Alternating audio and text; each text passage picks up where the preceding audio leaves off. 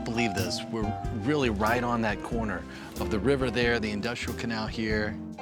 On the other side of the canal, that's where the levees broke, killed the Ninth Ward. This place, I remember coming after Katrina, like 2 o'clock in the morning, and chefs would still be out here cooking. Right on the other side of the river from what total destruction was.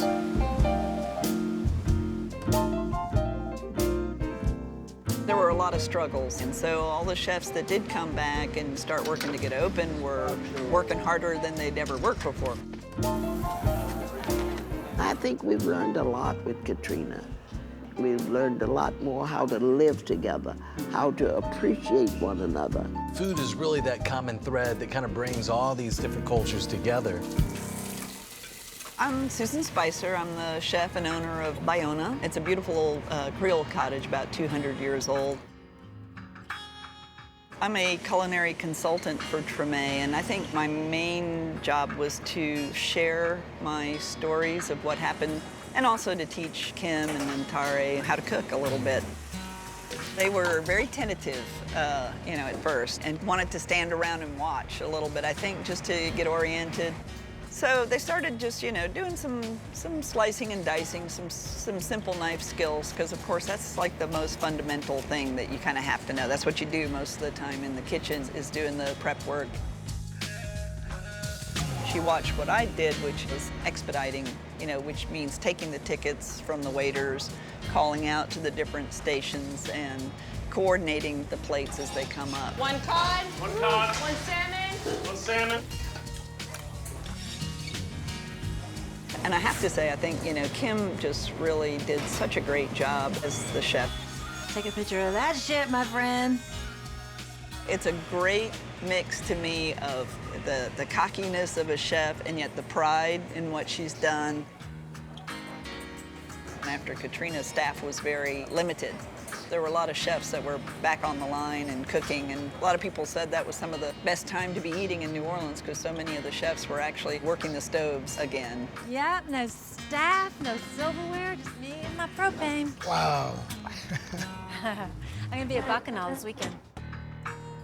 Did you realize what an impact you were gonna make just by offering refuge to chefs? More and more chefs got interested in the place, and so next thing I know, I have a line of chefs and rotation. Chefs that lost everything that they had, didn't have a kitchen to cook in. You all open the doors, and like every night there'd be a different chef cooking, and so people would be like, oh, tonight Joaquin's cooking, let's go. We are caught up. You are rocking it, my lady.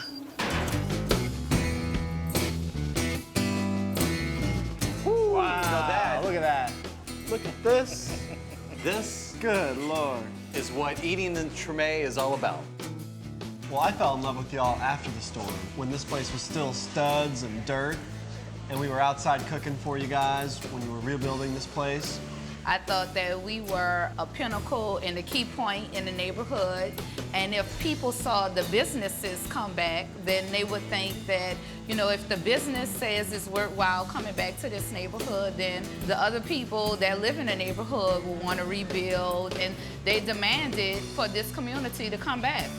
The streets were just still so dirty. It was a pile of trash right out. So bad. I thought something was dead across the street. Yeah. And we were cooking like on these long tables with flowing White tablecloths. Everybody was wearing construction hats, and they were covered in dirt, and they'd stop hammering nails just for like 15 minutes, and they'd sit down, and then they'd be eating like 45-day dry-aged New York strip. It was the audacity of coming back to a city that people thought shouldn't be here. Congressmen from around the country grappled with the idea of, should we even rebuild New Orleans? And I think this was that common thread in many ways that brought the city together through the neighborhood of TREME. You busy tonight? Oh, every night. I could stay up till midnight every night if I had the staff. Willie Mae's Scotch House, and then a couple blocks away, Dookie Chase. These are the cornerstones of the TREME neighborhood. Well, we've been here since 1957 as the bar. My grandmother would always cook meals. Well, she lived next door, and they could smell her cooking coming out that little door. This was the bar area back here. And they said, well, the food always smells so good.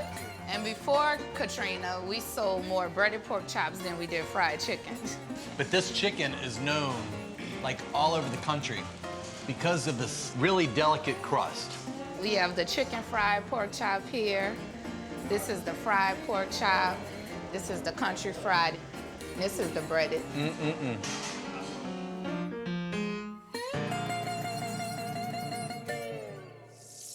The truest melting pot that we have is New Orleans. And just down the block at Dookie Chase being the first white tablecloth restaurant of its caliber that really brought all the races together. I have been fortunate that people came along who really helped me.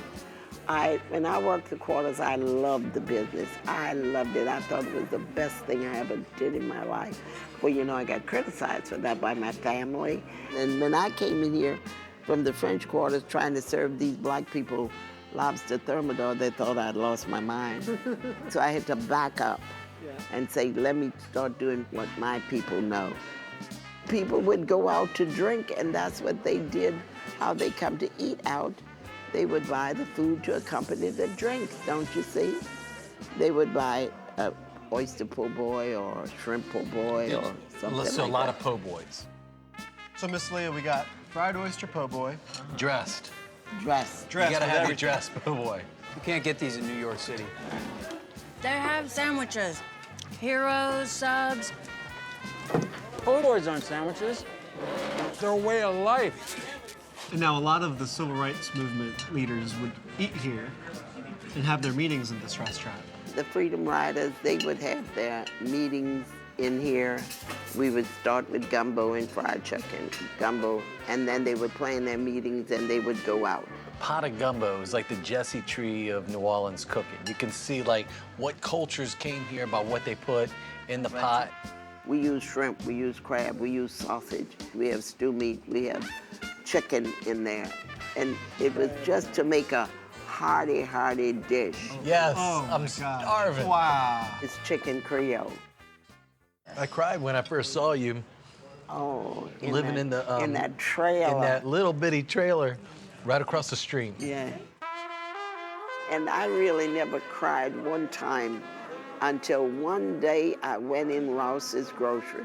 I went to that meat counter.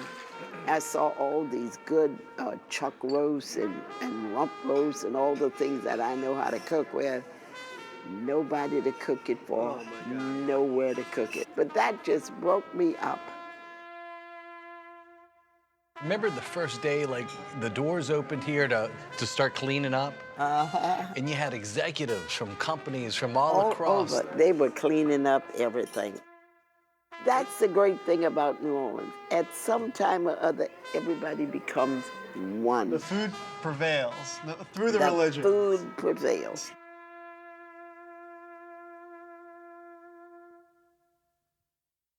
The city's like back, vibrant. I think in many ways it might even be better. I think it is too. Honey, New Orleans, the 504. That's right. We have so many people come from all over the world. They get a taste of New Orleans and they have a good time and they go back and they tell their friends. We are all here to do the same thing, and that is to make this a better world to live in. And that's what Katrina has done for us. There is a spirit, and there is a culture, and there's an appreciation of what life has to offer. I love and appreciate that you're still here and you're all in. That's the beauty of this whole thing. Nothing captures it better than the way that show is really depicted.